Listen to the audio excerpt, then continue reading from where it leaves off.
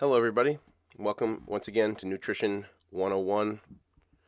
Today, we're going to be talking about the nutrients involved in bone health, among them many of the mineral elements that we call bone minerals. But first, I would like to remind you all to complete the exam and to keep your eyes peeled for the final project posting. I'm probably going to hold off on posting that until after the exam is due, and I've had a chance to finish covering all of the nutrients.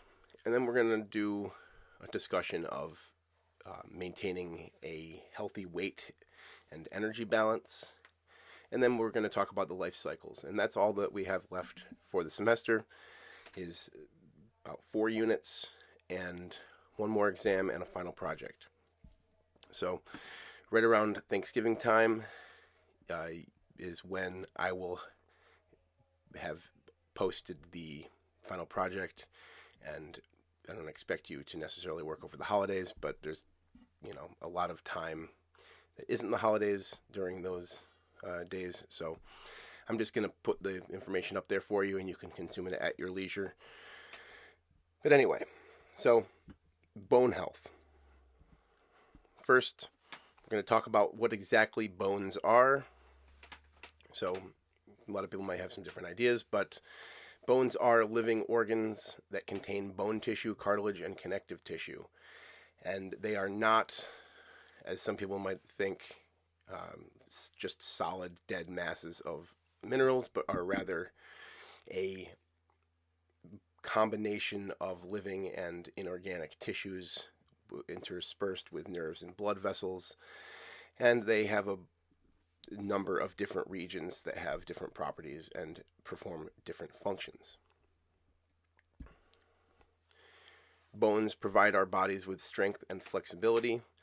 They are about 65% minerals, which provide hardness, and then 35% organic structures, which enhance their strength, durability, and flexibility. And one of the major organic structures that is present in bones is the structural protein collagen, and the mineral crystal of calcium and phosphorus that is present laid on top of that collagen framework is called hydroxyapatite. And it is a strong calcium salt that makes bones capable of bearing weight. There are a number of other functions. So they provide physical support for our organs and our body segments, and they also protect our vital organs. For instance, the rib cage protecting the lungs, or the skull protecting the brain, the vertebrae in the spine protecting the spinal cord. And they also work in conjunction with muscles and tendons to allow movements, because muscles and tendons pull against the rigid structure of the bones, and this transfers momentum and allows us to move.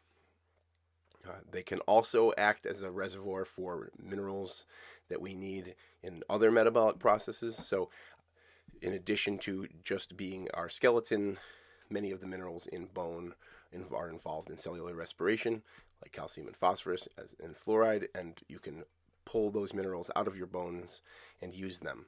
However, this can deplete your bone mass if they aren't replaced. And then, in addition, another major role of the bones is to house bone marrow, where almost all of the blood cells in the body are produced, including white blood cells and red blood cells. This is a picture of the structure of a bone. It shows the outside, which has the hard outer layer, and then the spongy bone underneath, which is interspersed with blood vessels. There are 2 types of bone tissue. One is the cortical bone, which is 80% of the skeleton. This is the hard outer surface that gives bone its strength. And then the trabecular bone, or spongy bone, which makes up about 20% of the skeleton. It's inside of the bones and provides a scaffolding framework which supports the cortical bone and keeps its shape.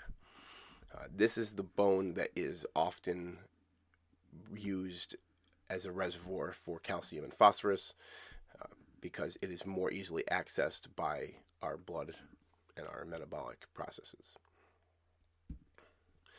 And here's a close-up showing cortical bone and then trabecular bone.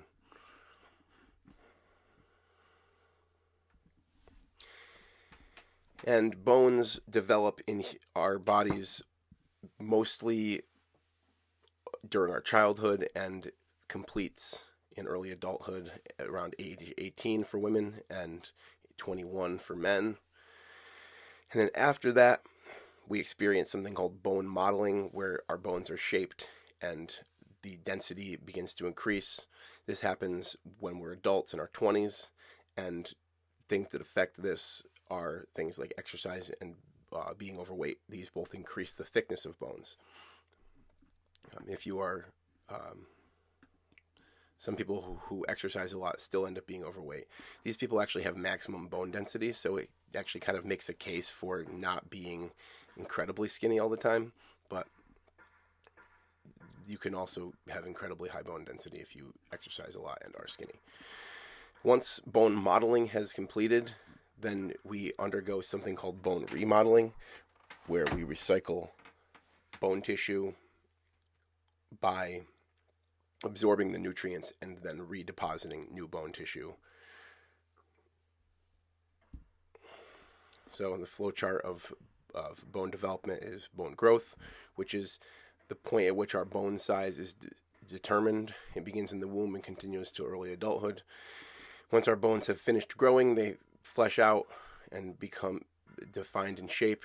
And this is during this period where you can actually develop bone deformities if you develop calcium deficiencies. And then afterward, bone remodeling is what maintains the integrity of our bone and replaces old bone with new bone, fixes microfractures, and generally is the way that our bodies process bone in adulthood.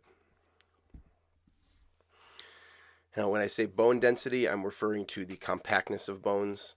And if you hear the term peak bone density, this is the time in your life when your bones are the strongest. There's a number of factors that are associated with low peak bone density. This is things such as late pubertal age in boys, late onset of menstruation in girls, inadequate calcium intake, which is a big one, low body weight, and physical inactivity during the pubertal years. And here is a graph showing the time frames we're talking about here. Active growth happens between the ages of 0 and about 20. And we reach peak bone mass sometime in that region, and it continues to increase in our 20s and usually peaks around 30 and maintains until around 40. In your mid-30s to early 40s, you start to experience bone loss from just aging, which we'll talk about more when we talk about life cycles. And then it just continues to decrease as you get older. Now, bone remodeling is the process of the bone surface being broken down by cells called osteoclasts. These break down the bone matrix and recycle the minerals, and then a new bone matrix is formed by another type of cell called osteoblasts, or bone builder cells. And these lay down collagen, which then is populated by hydroxyapatite. So when you are young and virile, bone resorption and formation are equal in rate, or sometimes even formation is higher than your resorption level. But once you hit about 40, the resorption exceeds newborn bone formation and density begins to decrease. You can mitigate this by attempting to maximize your peak bone mass by exercising proper nutrition and physical fitness, which will strengthen your skeleton and protect you against osteoporosis. And this is a picture of the process of bone remodeling. There's the trabecular bone. The osteoclast comes in, degrades the bone surface, and then an osteoblast comes in and makes new bone in its place. And this process replaces most of our skeleton at once every roughly 10 years. This is also the reason that if you have small fractures in your bone, you will eventually rebuild those bones and they will be gone. Most people walk around in their lives with a large number of hairline fractures that go undiagnosed because our bodies just repair them in the natural course of their tissue repair processes. And I already talked about the rest of this, so we don't have to go through that. So the first, bone mineral. The most important bone mineral, possibly, arguably the most important mineral that you can get in your diet based on how bad it is to have a deficiency of it, is calcium. This, I've mentioned before, has a function in muscle contraction and relaxation. It also is involved in nerve functioning, blood clotting, blood pressure and immune defenses, and the mineralization of bones and teeth. Adults 19 to 50 years old want to get about 1,000 milligrams a day. If you're over 50, you need a little bit more, about 1,200 milligrams, and you never want to get more than 2,000 milligrams in a day, or you will develop toxicity symptoms. If you are deficient in calcium as a child, you will experience stunted growth, and if you are deficient as an adult, you will experience bone loss, also referred to as osteoporosis. Toxicity symptoms of calcium are constipation, increased risk of urinary stones, and kidney dysfunction and interference with absorption of other minerals. This is especially a problem for people who have hard water, which usually contains some salts of calcium that are insoluble, and they readily form stones in the kidneys. You get calcium from things like milk and milk products, as well as small fish, because they have the bones cooked into them. And then tofu, which is also known as bean curd, and then greens such as broccoli and chard, and legumes. If you are not able to get the calcium you need from your foods, you might need to supplement calcium. But you want to make sure that you stay under 2,000 milligrams and take it in small doses. So you're better off taking 3 to 4 small doses of calcium with your food than you are taking all 2,000 milligrams at a time. And you also want to avoid raw calcium products like bone meal or dolomite, because these have a strong possibility of overdosing you on calcium. The other thing that you should avoid is Tums, unless you need antacids, and there's such a thing as chronically consuming antacids to deacidify your stomach. If you deacidify your stomach, it makes it harder to absorb calcium. And here's a number of different foods and the amount of calcium they contain. So yogurt, an 8-ounce container of yogurt has 500 milligrams of calcium in it. Collard greens, 1 cup, have over 350. These cheeses all have a large amount. Canned sardines have over 300. And so it's fairly easy to get enough calcium in your diet as long as you make the effort to. You have to eat a decent amount of dairy or soy, as well as fish or greens. And if you're eating greens, you need to eat a large amount of them. Notice that kale is on this list someplace, and you get about 175 milligrams, and that means you have to eat about 10 cups of kale to get enough to get enough calcium for the day. That's why you always see vegetarians eating so much kale, because they're not eating meat, so they have to get their calcium from someplace. Then there's the other factor about calcium, that many things like fiber and other minerals will interfere with its absorption. So some things that you eat that have a lot of calcium in them, you won't get the calcium from those foods as effectively. So this shows a scale of the bioavailability of calcium from a number of foods. Cauliflower is surprisingly way up on the list of calcium bioavailability. About 50% of the calcium from cauliflower is absorbed. Also Brussels sprouts, kale, a bunch of different greens that you can see there. They all have very available calcium. Milk actually has a less available calcium, but there's just a huge amount more of it. So you get a lot more calcium overall from milk and cheese. And then tofu is an interesting one because it's a bean curd, meaning that you have to process it in a specific way in order to retain the calcium that's in it. Otherwise, it will crash out of the water that it's prepared in. Then almonds and sesame seeds and beans, sweet potatoes all have calcium in them, that it's not as bioavailable. This probably has to do with the large amount of fiber in these foods, although there's a large amount of fiber in these foods too. And then for some reason, spinach has very unavailable calcium for whatever reason.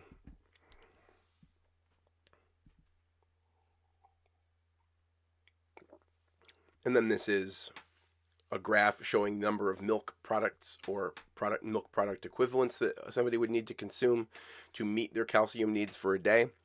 So a child age 1 to 3 years needs about 500 milligrams of calcium, which requires the consumption of about 2 cups of milk. Conversely, somebody that's between 9 and 18 needs 1,300 milligrams of calcium, so they have to consume 4 glasses of milk or more. And that's about the standard for adulthood. It goes down a little bit during adulthood and then goes back up when you become old because you need more calcium as you age. And then here's another fun graphic that shows foods that provide at least 10% of your daily calcium requirement. Milk provides 30%, sardines provide 32%, black-eyed peas provide 11%, cheddar cheese provides 30%, tofu provides 14%, and so on and so forth. This is also these are good ways of getting the other nutrients that you need with a diverse palette of foods, because you don't just want to be throwing back blocks of cheddar all day long, or you'll probably end up with high cholesterol. Now, supplementation of calcium requires a bit of effort to parse through the different types of calcium supplements that there are. Some of them are good to take, and other ones are not as good. You tend to absorb calcium well when they are bound to amino acids, so in protein foods. However, you can probably get supplements that are calcium chelated with amino acids, and if you can find that, great. Calcium phosphate is another one that is readily absorbed, probably due to the fact that both of those are bone minerals. Calcium acetate, carbonate, citrate, gluconate, and lactate are all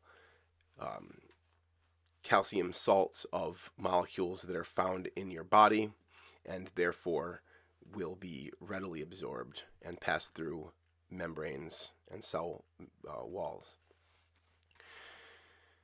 Usually mixtures of calcium and magnesium carbonates, like things from oyster shells, will not be absorbed as well because calcium and magnesium sort of interfere with one another. And then if you have it with vitamins and iron, you won't absorb it as well either.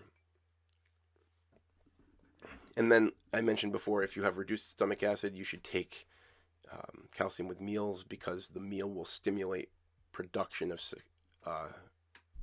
stomach acid, which will help absorb the calcium. All right, the next nutrient that's important for bones, and really it's specifically important for the calcium metabolism part of bone production. So vitamin D, also known as calciferol, has the word has calcium right in it, or 1,25 dihydroxy vitamin D is a molecule that our bodies produce from cholesterol and is very important for the mineralization of bones. So it acts to raise our blood calcium and our blood phosphorus by increasing absorption from our digestive tract and also withdrawing calcium from our bones and stimulating the retention by the kidneys. So it's sort of a three-pronged attack. You need 5 micrograms a day of vitamin D if you're between the ages of 19 and 50, or 10 if you are between 51 and 70, and 15 micrograms if you're over 70, which I don't think anybody in this class is over 70, but I did have somebody over 70 in my last class, so You never know. This is usually listed on labeling as international units. They refer to 200 to 600 international units, or IUs. And deficiencies of vitamin D lead to such diseases as rickets in children or osteomalacia in adults. Now, rickets and osteomalacia involve deformation of bones due to improper mineralization. So, the process of vitamin D regulating our calcium levels. This involves the thyroid and the parathyroid glands. So, the thyroid gland popping in there, doing a bunch of stuff that nobody really knows about, but is super important for your life.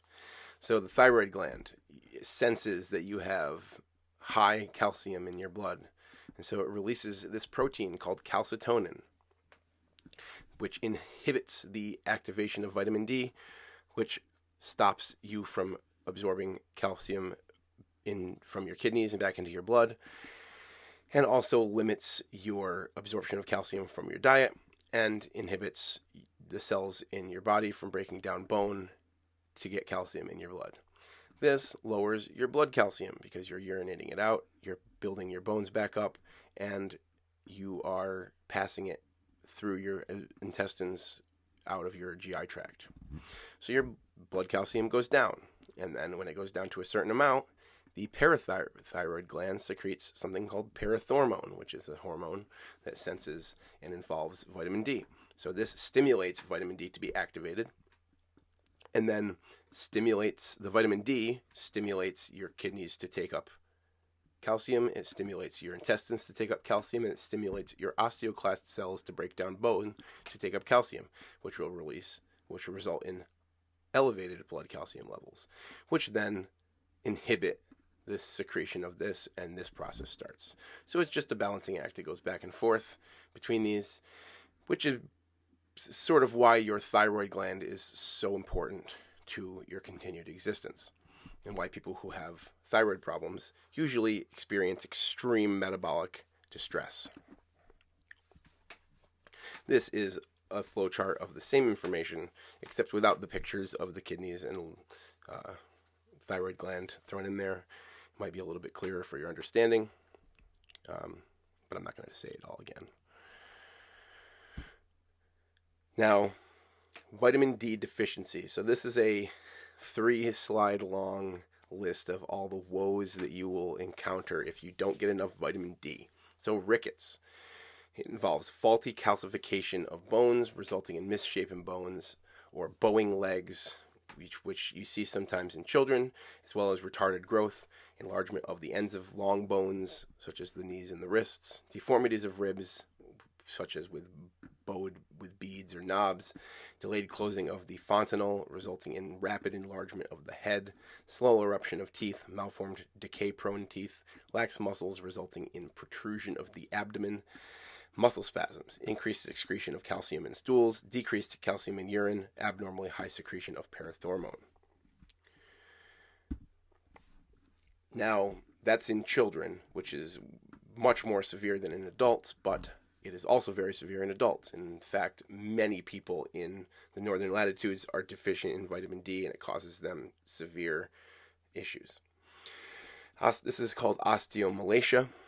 It is also known as the softening effect. It causes deformities of limbs, the spine, thorax, and the pelvis.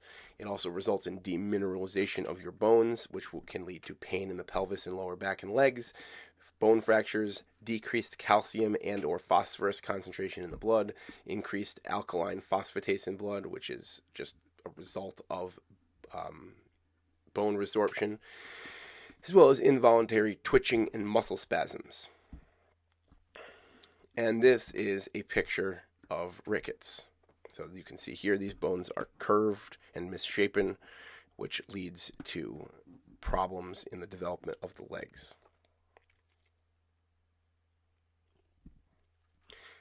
Now, on the converse, if you overdose on vitamin D, which can happen in a number of ways, most often related to vitamin D supplementation. So if you take vitamin D3, which is the active form of vitamin D, In large quantities, it can actually poison your kidneys, causing irreparable damage. The other way that people can sometimes get it is from overexposure to the sun. So in the summertime, if you lay out in the UV for a really long time, you can activate a bunch of vitamin D3, which can then hit your kidneys and give you sun poisoning. So vitamin D deficient or toxicity is characterized by nausea, vomiting, increased calcium and phosphorus concentration, loss of appetite, headache, muscle weakness, joint pain, fatigue, excessive thirst, irritability, apathy, increased excretion of calcium in urine, kidney stones, irreversible kidney damage, calcification of soft tissues like your blood vessels, kidneys, heart, lungs, and tissues around your joints, calcification being hardening, as well as frequent urination and death. So it's nothing to mess around with. You can get vitamin D from many foods, including fortified milk. Oftentimes, we will fortify our dairy products with vitamin D, as well as some cereals. Now, there is some evidence that grass-fed dairy animals actually have naturally occurring vitamin D in their milk. Now, things like egg yolks also have a lot of vitamin D in them naturally. And then veal and beef, as well as liver and fatty fishes, all have a decent amount of vitamin D. And then something that's been newly discovered is that mushrooms have vitamin D in them if they have been ripened under UV light, which means sunlight or any kind of grow light.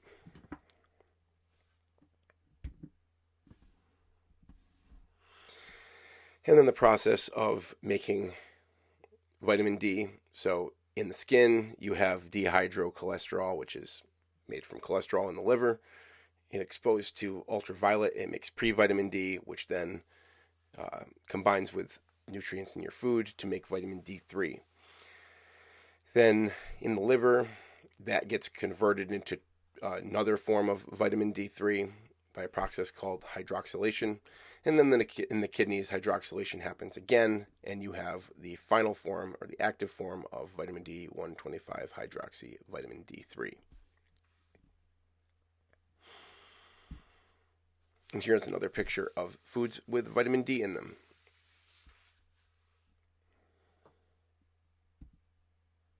And here is a graph showing the amounts of vitamin D in a number of foods. Notice that cod liver oil has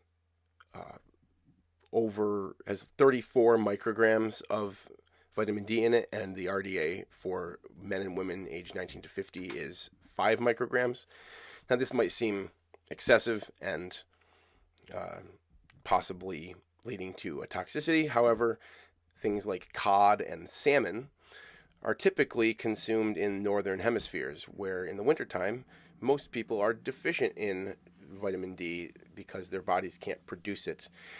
The reason for this being that the sun is angled at too extreme of an angle, and the UV light required doesn't strike the earth with sufficient power.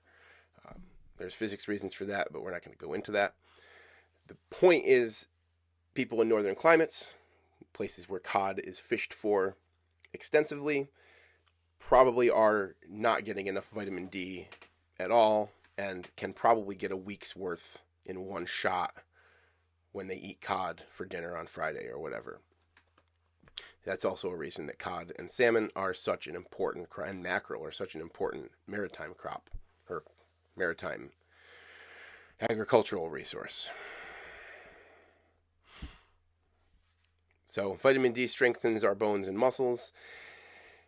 People who live in the United States, typically north of Atlanta, don't make enough vitamin D between November and February. So 4 months out of the year, you need some kind of dietary supplementation. And most experts think that the dietary recommendation should be raised. This is showing the area where November through February we don't make enough UV. Notice that the part of Canada where most of the people live is below this 50-degree line, because above 50 degrees you can't do it between September and March, and that is extreme. You have to rely basically on dietary supplementation for half the year. So, the comment about protein.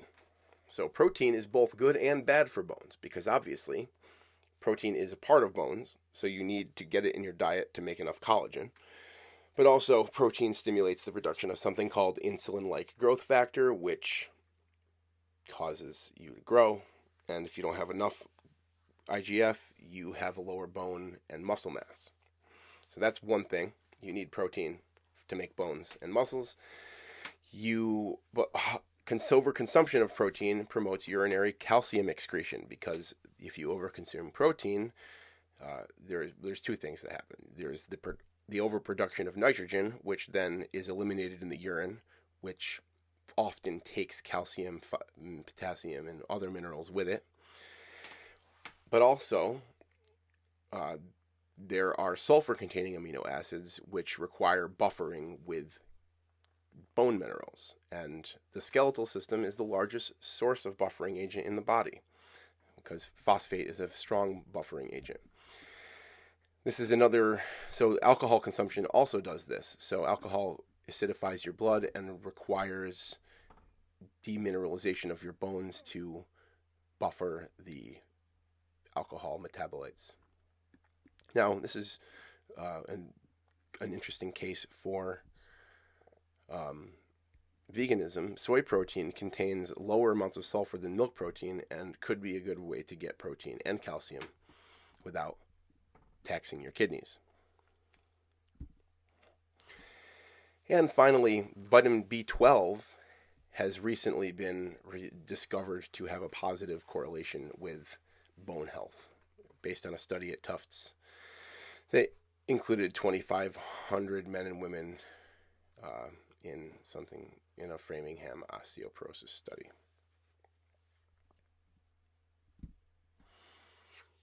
Vitamin A is another one that has a delicate balance with regards to bone health.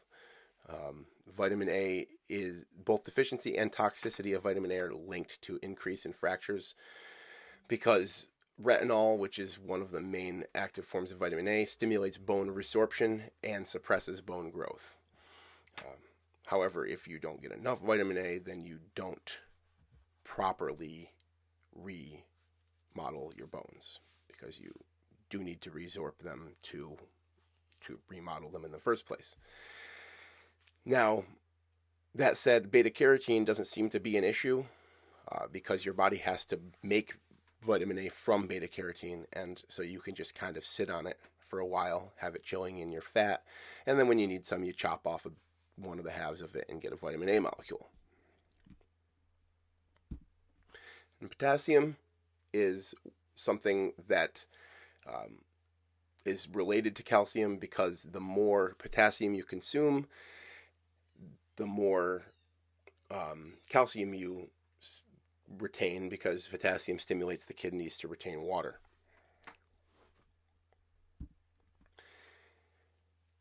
And consumption of fruits and vegetables is important to maintain good bone health because it alkalinizes your urine, which in general alkalinizes your blood and doesn't require buffering by bone minerals. Our diets tend to be high in grains and protein, which tend to generate acid residues and require neutralization with alkali metals like calcium bicarbonate, which comes basically from bone minerals. Vitamin K is really important for bones. We talked about vitamin K a little bit. It has two forms, which are phyloquinone and menaquinone. And in addition to being involved in bone health, it's involved in blood health in the form of the production of blood clotting agents, but it also helps make bone protein that regulates blood calcium. So it's part of something called osteocalcin, which literally calcifies your bones. You need 1 microgram per day per kilogram of body weight, which is usually between 90 and 120 micrograms for regular people. If you have a deficiency of vitamin K, you could experience hemorrhaging as well as decalcification of bones. But if you have a toxicity of it, it can interfere with your anti-clotting medication, possibly. Or sometimes artificially produced vitamin K analogs can cause hemolysis and brain damage. But the good news is that vitamin K can be synthesized by the microflora of your GI tract, and so as long as you retain a good microbiome and consume enough green vegetables, you can probably get enough vitamin K in your diet. Now, specifically, vitamin K2 is the one that's involved in the production of bone matrix, and it helps activate the protein osteocalcin. It's also known as menaquinone, and it's found generally in animal foods and fermented foods. And you can also get vitamin K from things like green leafy vegetables. So a cup of kale has 1,150 micrograms of vitamin K, and the recommended amount is between 90 and 120. So you get more than enough in 1 cup of kale to get you through pretty much anything. Also, spinach, turnip greens, and all these other ones. Parsley has an enormous amount of vitamin K in it, as well as vitamin B12 randomly, and several other B vitamins. Now, if you don't get enough calcium, you might start to experience osteoporosis, and you might go to the doctor, and they'll ask you a series of questions, and you'll enter your information, your demographic information, and whether or not you have arthritis, and then tell them how many times you've broken your hip, wrist, or ribs since the age of 45, and they're going to assess your risk factors for osteoporosis.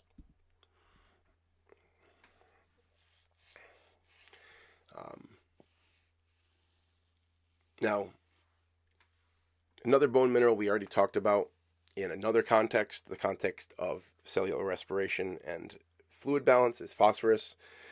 And in the form of phosphates or phosphoric acid, it functions for bone mineralization, so it's the co-ion of calcium in bone structure. It's part of every cell. It's part of DNA. It's part of the phospholipid bilayers that make up your cell membranes, and it's involved in many different energy transfer processes, as well as acid-base balancing processes. You should get 700 milligrams a day, and generally no more than 3,000 to 4,000 milligrams based on your age. If you get too little of it, you'll have weakness, bone pain, and if you get too much of it, it can lower your blood calcium.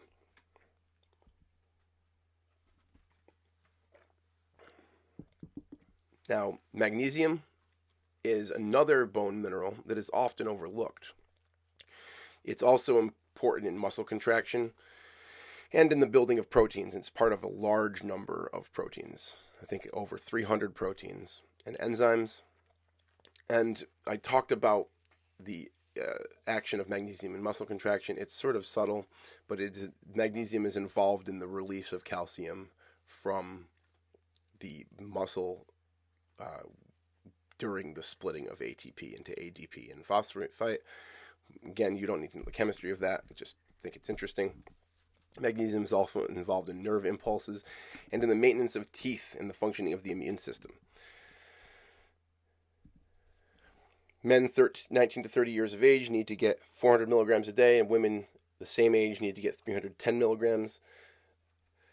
This is generally because men have higher bone density than women. But you don't want to get too much. If you take supplements, you don't want to take more than 350 milligrams at a time, because it can flood your system inappropriately.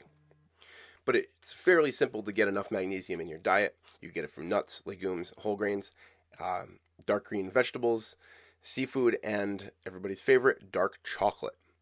This is one of the reasons that chocolate is found in most trail mixes and a lot of energy bars, because you absolutely need to replenish magnesium when you're working out. If you don't do it, you will probably suffer, in addition to bone demineralization from your exercise, you'll probably cause muscle damage that won't repair itself because you need magnesium to make the proteins.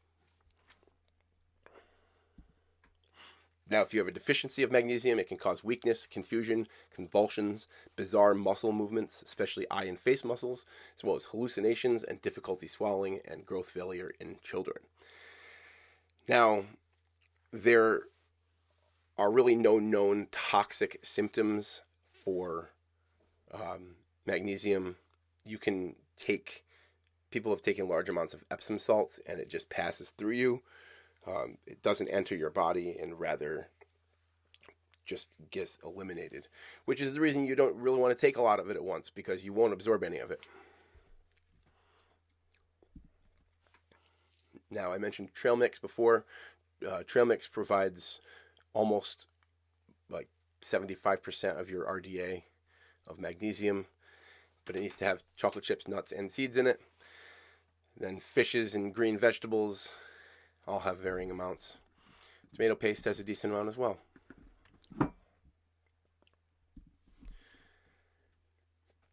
Now, the co-ion of magnesium is fluoride, everybody's favorite.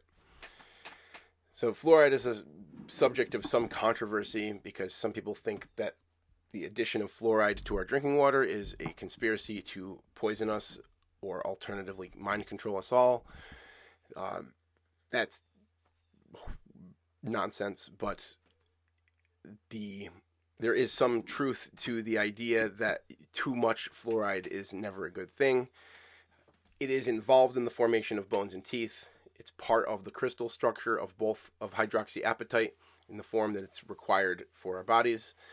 It also helps make our teeth resistant to decay because the fluoride ion is the most reactive ion, and therefore if it's in your teeth, then other things can't jump in there and yank it off and cause teeth corrosion. And we, in fact, need between 3 and 4 milligrams a day. And if we don't get enough, we are susceptible to tooth decay. However, if we get too much fluoride, which can happen if people who consume an ample amount of dietary fluoride also consume enormous amounts of fluorinated water or undergo fluoride treatments at the dentist too often, it can cause something called fluorosis, which is a discoloration of the teeth that results from the changing for basically calcium depletion in the teeth. It can also cause nausea, diarrhea, chest pain, itching, and vomiting. Now, this is a graph showing where in the United States people have fluorinated drinking water. So, in the red states, there is about 75% of the population uses public water that has fluorine in it. In the blue states, it's more than 50%, but less than 75% of people. And then in the yellow states, it's under 50% of people. So in these places, people might be more inclined to supplement their diets with fluorine. And this is a picture of fluorosis. This is what happens if you get too much fluoride. It spots your teeth and changes their local structure to one that contains too much fluoride. Now, you get fluoride from drinking water, but you can also get it from tea and seafood.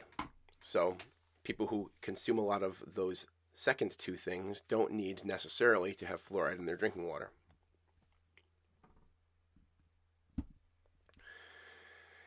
And here are 10 foods that, if you consume them in ample quantities, you will probably have no problems with osteoporosis or bone strength as you do this consistently. So salmon, milk, cheese, yogurt, sardines, tofu, sesame seeds, collard greens, and spinach and white beans. That actually sounds like a really nice stir fry.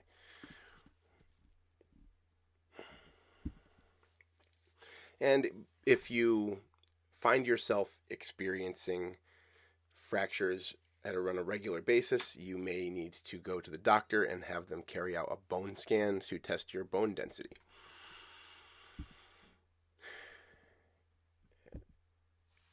So if you have low bone density in adulthood and you enter the period of bone loss with low bone density, you can experience something called osteoporosis, where your trabecular bone becomes depleted of minerals.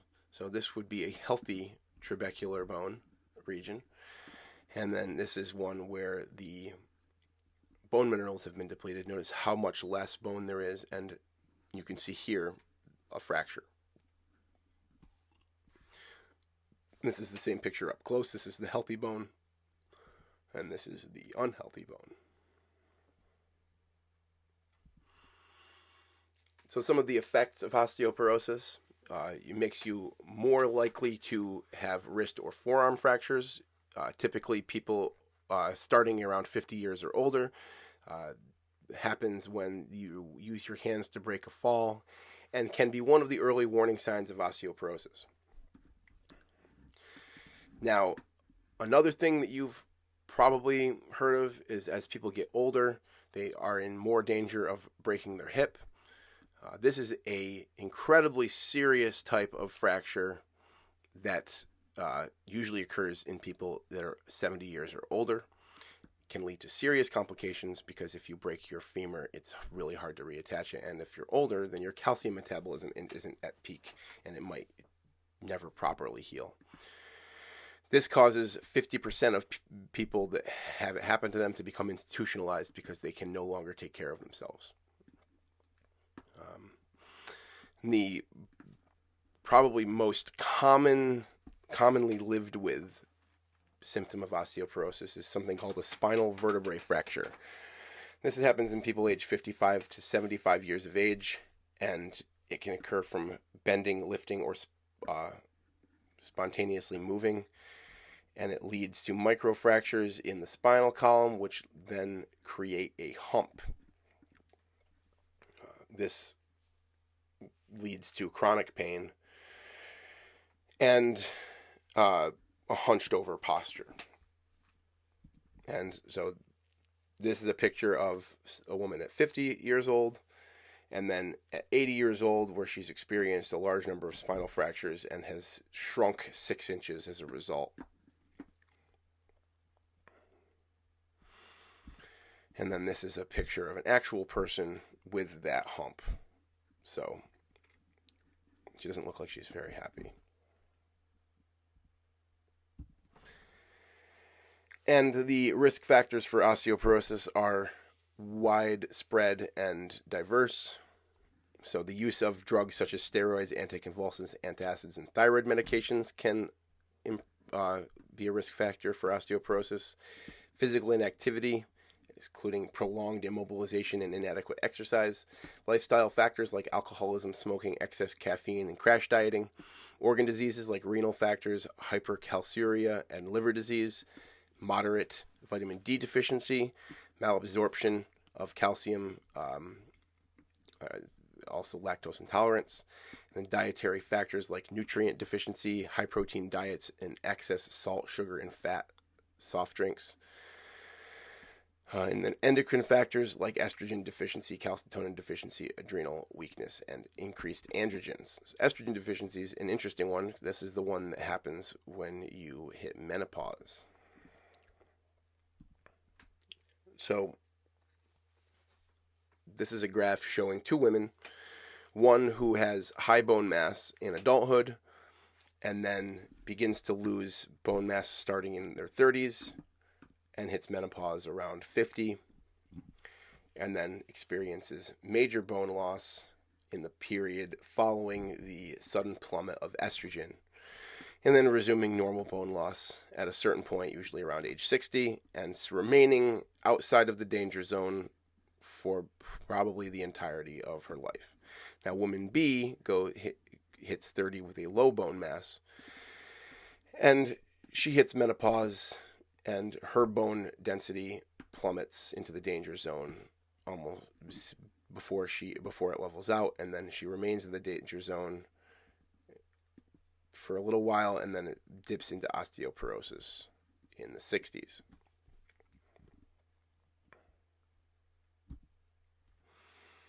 The biggest risk for osteoporosis, besides poor calcium consumption, is regular exercise, because regular exercise positively stresses our bone tissues, which stimulates the increase in our bone density.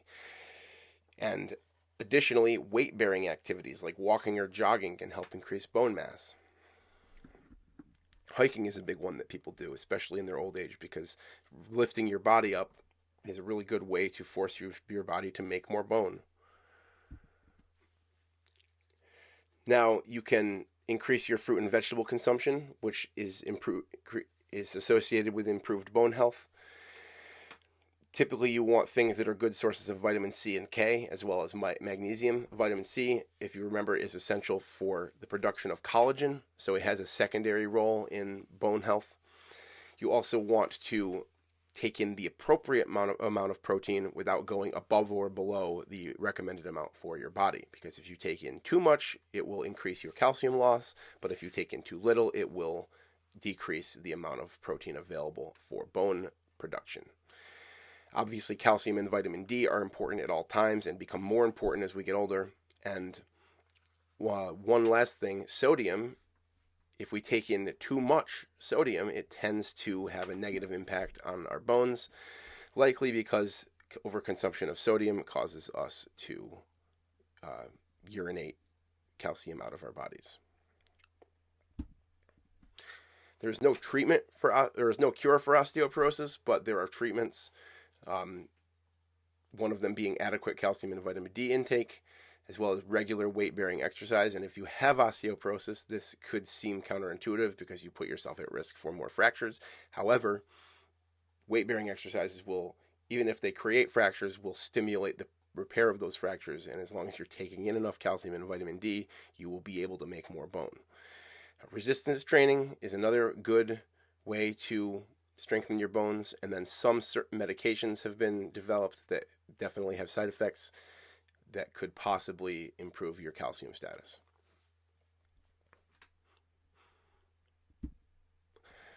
So that concludes our discussion of bones, and we'll pick up next time with a discussion of blood health and immunity, and then we will do energy balance and maintaining a healthy weight, and then we'll talk about lifestyles of pregnancy, infancy, adulthood, and aging.